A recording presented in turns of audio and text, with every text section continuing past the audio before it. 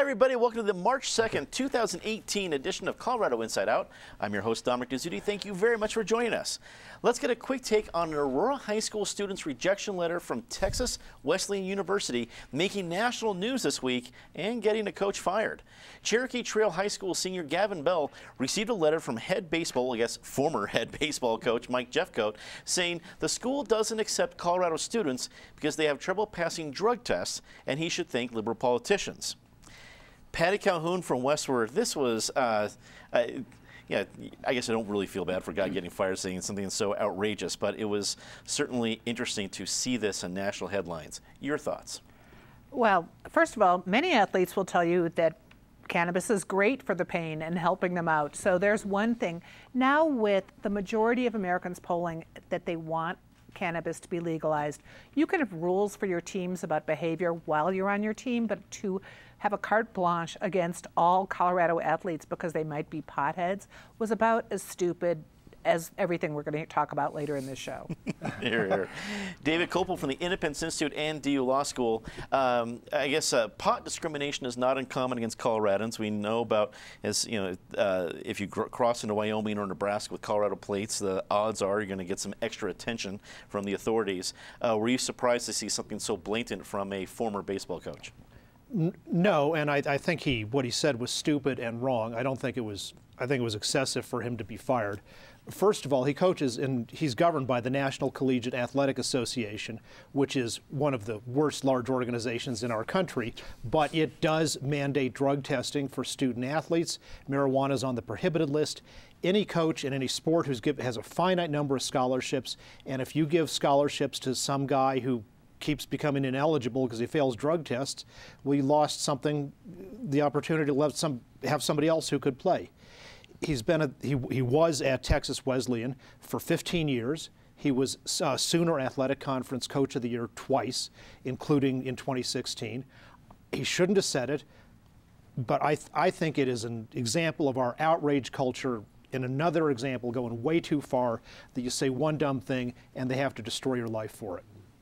Eric Sonneman, political consultant. I mean, I get David's point. This wasn't a Woody Hayes abuse face mask grab here, but it was pretty stupid. Did the punishment fit the crime? Oh, probably not. David's probably right in terms of the outrage machine, which now just works on overdrive 24/7, 365. The difference in these times versus past times is in past times you could do something really stupid, but it stayed localized. And now with the internet, it just flies at warp speed. What this guy did was stupid. To me, it really speaks to what the stereotype is out there of Colorado, what the reputation is out there of Colorado. Obviously, it's a false reputation. I would hope the NCAA may have some other issues to worry more about, such as under-table payoffs to athletes and a bunch of other stuff. I think baseball will survive without Mr. Jeffcoat, and he'll land somewhere, whatever. Yeah. Ben Gilt, public affairs consultant, rounds of the table. So do you think that Colorado will, I mean, clearly in this case we brunt a little bit more of this kind of pot discrimination, but now there's 33 states with some form of legalized marijuana. I can't imagine we'll be bearing this brunt alone very much longer. No, and I gotta believe that the coach was interested in recruiting kids from California.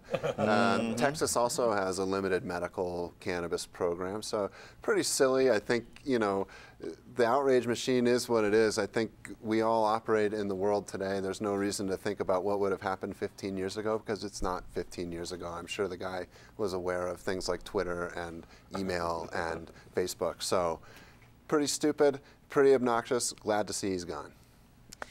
Members of the Colorado State House have a vote scheduled for Friday on whether to expel State Representative Steve Lepsock following a recent sexual harassment investigation. To be expelled, a 2/3 majority or 44 votes would be needed. Meanwhile, Senate President Kevin Grantham is calling for the Denver District Attorney's Office to look into any sexual harassment claims at the Capitol that constitute assault. And a special note here, we're taping this right around 12:15 every Friday, and we have yet to see the vote, the results. So clearly when you're watching this tonight at 8 o'clock, as you always do every week, kind viewers, we already know the results, but right now we do not. So Patty, I'll throw it to you. We don't know the official vote. How do you think this will go, and should there be an expulsion vote for Representative Lepsock? Well, first, let's have a caveat. If people were fired for saying one dumb thing, I certainly wouldn't be sitting at this table, and I'm not sure about the rest of us. And I'm going to proceed to say, we're going to proceed to say many more dumb things because we don't know what is happening at the Capitol right now. Given that caveat, people have been doing criminally stupid things, but they are not, in many cases, rising to the level of an actual crime. Someone has to make a complaint to the Denver District Attorney, speaking of criminally stupid, before the Denver District Attorney is going to investigate what's going on at the Capitol.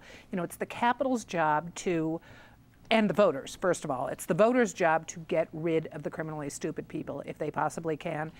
Or otherwise, the backup is the Capitol doing what they're doing today. If you look at the investigations that have been done into not just Lepsok, I'm really concerned by this more likely to have happened than not standard, which is making this whole thing look like a witch hunt. There's no question that Lepsok has done some criminally stupid things. They're not things, it sounds like, that he could ever be charged for criminally, but criminally stupid. But does that mean that for the first time in a century, they should vote to expel this member? I'm guessing they won't rise. It will not happen today because, first of all, people are going to be concerned about the precedent. They're going to be concerned about the fact that is more likely to have happened than not. If it's not good enough for a court of law, is it good enough for getting rid of a colleague, an elected official, who technically the voters should have that choice? You also have people who may not be voting not because of honorable things, but because they're worried about their own problems. And where does the litmus test start and end? David, whether or not Lepsok is expelled today, it's historic that they're at least considering it. Your father was one of the preeminent people who understood how the legislature worked, and all the different things that really should happen. As you look at both your father's legacy and what's happening right now, is the legislature going down the right path to solve this problem?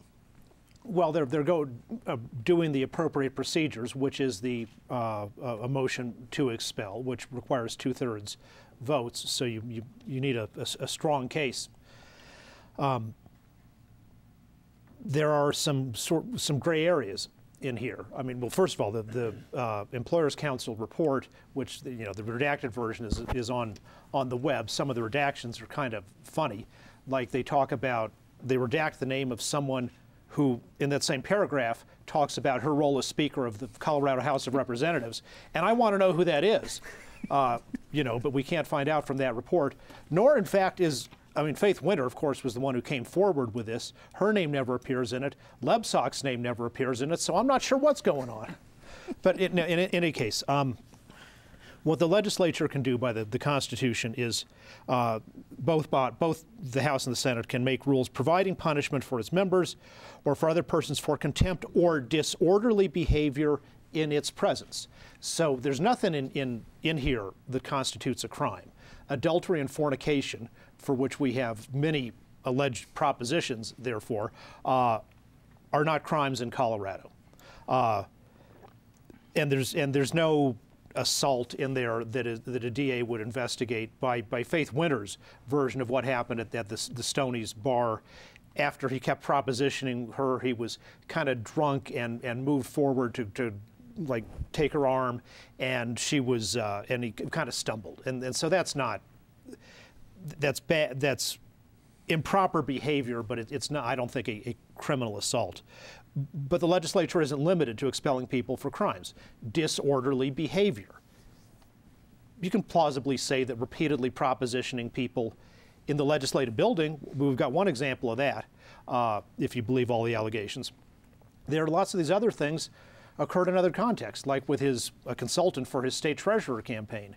Now, the legislature said, oh, Paul Rosenthal, against Democrat whom there are allegations for stuff when he was running for office, they said, oh, that doesn't count because it's not in the legislature's presence. So in the presence of the legislature, does that include parties that take place off-site, other events like that? It's not clear, and I guess that's a matter of each individual legislator's judgment. Eric, there's some political pragmatism going on here, too, because to get the 2/3 votes, there's 37 Democrats. Clearly, Lepsok's not going to vote for his own expulsion. And they were still working on a few Democratic votes, and they would need a good chunk of Republicans, at least maybe 10 or 11, depending on how many Democrats they had with them. if there's a Republican sitting there in the House, do they look at it more as a pragmatic vote of saying, hey, you should just have Lebsack there in your Democratic caucus and deal with it because that's going to hurt the other party? Or do you get punished later with ads against you in the general election by saying, hey, here's a Republican that didn't stand up for women, assuming this can be generalized at that point? What would have been the safer bet for Republicans in this vote? Well, again, we don't know. Right. This is unfolding between the time we tape and the time this airs, and so it goes.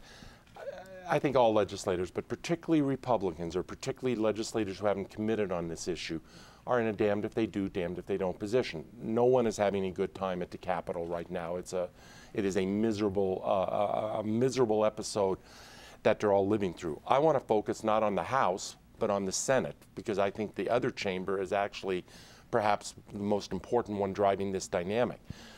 You have complaints against at least 2 Republicans in the state Senate, Randy Baumgardner, Jack Tate. I think one of the hesitations of Republicans in the House to expel Lebsack is that it then puts the onus on their own party across the hall in the Senate as to what they're going to do with their own members. So they're wanting to set the bar. I think Senate President Grantham yesterday, with his idea of that prior to an expulsion vote, there should be a criminal investigation by the Denver District Attorney. I think that's the wrong bar. As David pointed out, the legislature has the authority to establish their own standards. And I think wherever you put that line, wherever you put that bar, it doesn't need to be, is this criminal conduct that can land you in the state pen? I think the legislature is entitled to set a significantly higher bar than that. I don't know how I would vote, to be honest with you, if I was sitting there. I'm glad I'm not. My hat is off to Casey Becker, the majority leader who's been driving this in the House, obviously to Faith Winter. I was at a luncheon earlier this week, totally coincidental, was seated at a table next to one of the complainants, not Representative Winter, but one of the other complainants. None of these women deserve this kind of treatment. Having it happen under the Gold Dome, which is supposed to be, where people rise to the occasion instead of sinking to the occasion, is disgusting. The question is, and the Denver Post in its editorial this morning said this was too extreme a remedy. We're not talking about other remedies, which would be a censure or a recall. Now, a recall in Lebsack's case is probably meaningless because he's done here in 2 months at the end of the session, but it's not necessarily meaningless going forward or in the case of some of the state senators. Ben, as Eric put, there's a lot of glass houses on Capitol Hill. Do you think that will affect the vote? Again, we don't know the results of it at this point, but do you think that affected it one way or the other?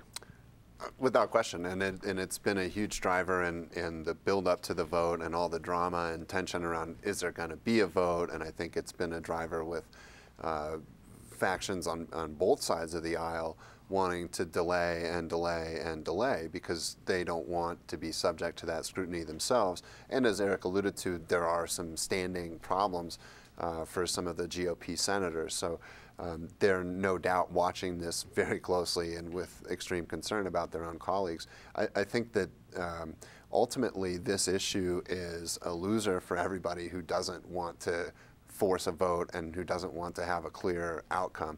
I think particularly for those legislators that are in suburban swing districts that are highly competitive, there's really no good way forward here other than to say we have to have a vote, we have to have clarity, because then you can at least say, hey, I voted my conscience and I voted to have transparency, as opposed to calling for more BS.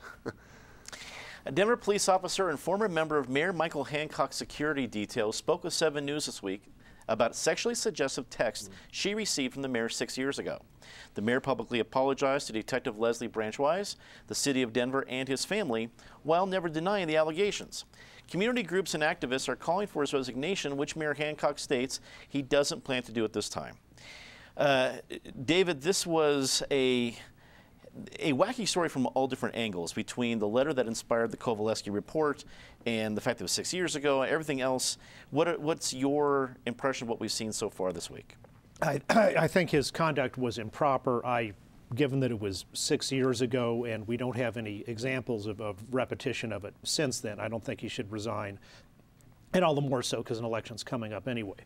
Although for folks who are playing along at home, get out your bingo cards, because one of the reasons we haven't had an investigation is because there's nobody, only people in the Denver city government can call for an investigation, and as the Denver Sheriff's Fraternal Order Police, which of course represents the bodyguard of the mayor, he explained, you're not going to get a true investigation because of what you have in this form of government is an appointed police chief, an appointed sheriff. And he explains that you need somebody that's independent of this strong mayoral government. The Denver mayoral government is much more like a monarchy than our state form of government is, and with so much power centralized in the mayor, we have an independent city auditor for that reason. We likewise need to have the police chief and the sheriff independently elected and not under the mayor's thumb, and they might then, under those circumstances, be more aggressive in standing up for the rights of their employees. That is indeed a very surprise, Bennett, for all the folks playing David Kopel CIO bingo out there, getting Denver should elect its sheriff. That was going to be a long shot this week. So well done, David. Well done.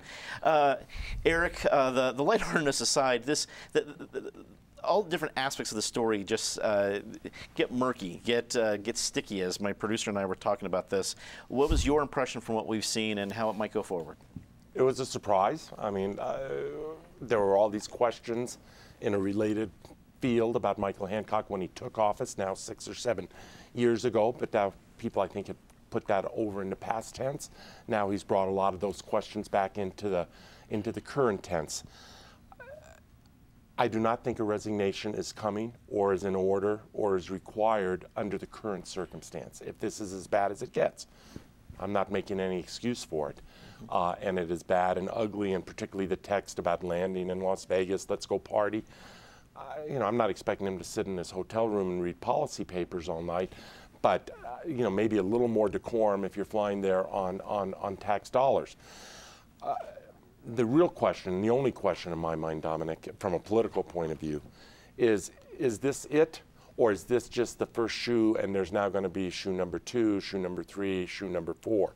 If there are further things, as we saw with Lebsack, one person comes forward and then all of a sudden 2 more and then all of a sudden 2 more after that. If there are more people coming forward, that totally changes the calculus and all bets are off. For now, he survives, and I do have to say, the way he handled it in a very tough circumstance, there's no good way of handling something like this. His tone of contrition was, as I called it in the paper, sort of un-Trump-like. I mean, he was not on the attack, not on the warpath, and not defensive either. So he gets good points for the contrition, but he better hope that there's not more to be contrite about. Ben, we've seen so far the report, we've seen the interview with Detective Branchwise, and then Detective Branchwise accept the apology. Does this end after a complicated and messy week, after we get through this news cycle for Mayor Hancock? What's going to happen? I think he won't resign. I think that you're looking at a mayor who was already politically vulnerable, who already had a lot of different factions within the city being very unhappy. There's a general tone citywide of frustration with the amount of development and construction, and even my non-political friends are complaining to me about traffic.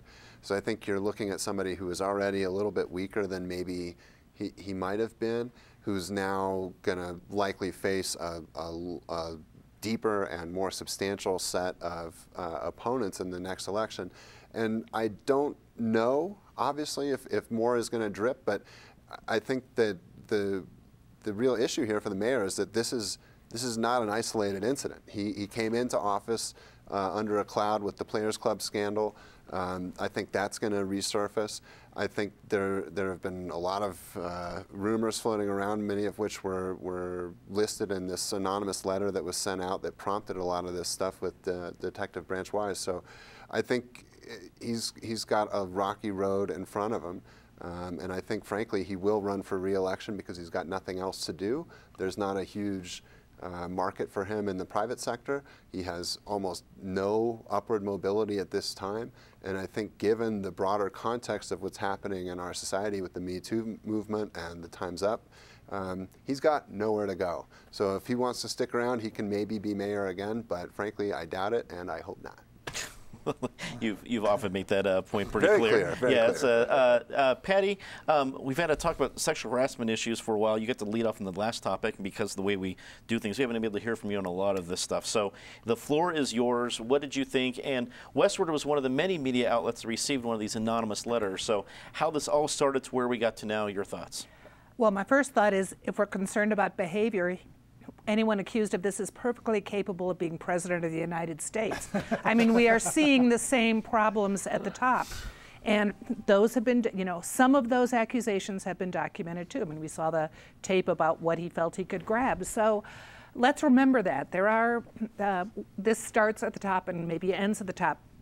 What he texted to the detective on his security staff was not a crime, but criminally stupid. I mean, really, to find out that your mayor is texting things just that locker room, to quote Trump, locker room dumb is disheartening.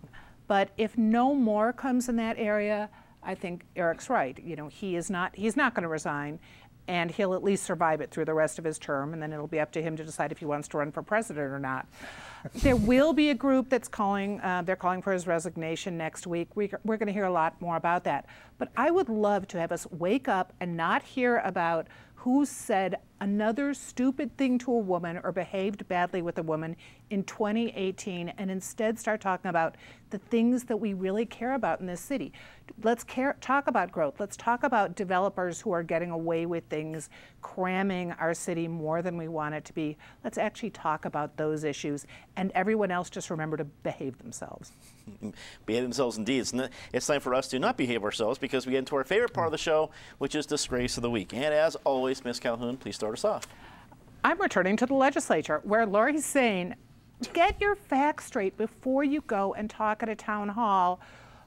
Her citation is very bad, but she said that the Columbine, before they were the Columbine killers, actually were going to lobby the legislature for gun control. Not true. We have enough myths of Columbine. Make sure you're talking about the facts we know. Can't imagine the Trenchcoat Mafia founding a lobbying firm. It doesn't make any sense to me either. David. The Columbine criminals were not part of the Trenchcoat Mafia. That was an early rumor that was very big and very harmful to some students who were just kind of on their own social fringe and had nothing to do with that. I appreciate the correction. Okay. Not to mention Burberry. Absolutely. We're celebrating this season, the holiday of Purim, which was when the Jews who were in Babylon rose up and killed those who were coming to try and exterminate all of them. And the same issue is going on today. Thank God for the state of Israel. Eric. There's a culture of payouts, and it relates to the other issue where I think voters, and myself included, are getting more and more frustrated where any bad behavior by a public official just results in a check being written with our dollars. The whole, whatever its connection to the Hancock piece here, the whole Wayne McDonald thing where he walked away 5 or 6 years ago with $200,000 of our dollars. Up at CSU, you have a very abusive basketball coach who shouldn't have been there for a lot of years. He's walking away with $750,000 of our dollars. It's not about just those specifics. It's about a broader culture where we pay for other people's misdoings. Ben.